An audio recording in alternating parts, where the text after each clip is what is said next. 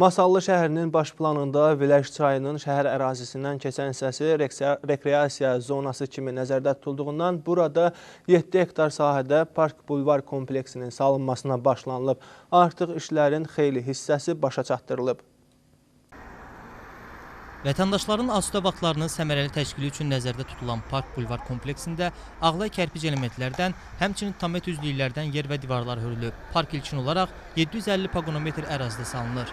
Gələcəkdə bu ərazini də daha da böyütmək fikrimiz var. Asudə vaxtlarının səmərəli keçirilməsi üçün xidmət sahələri olacaq. Mini futbol meydançası, voleybol meydançası, velosiped yürüyüşləri keçirilmək üçün xüsusi hərəkət zolağı, masallı çay evi xidmət göstərəcək. Uşaqlar üçün atraksiyonlar, əyləncə qurğuları olacaqdır.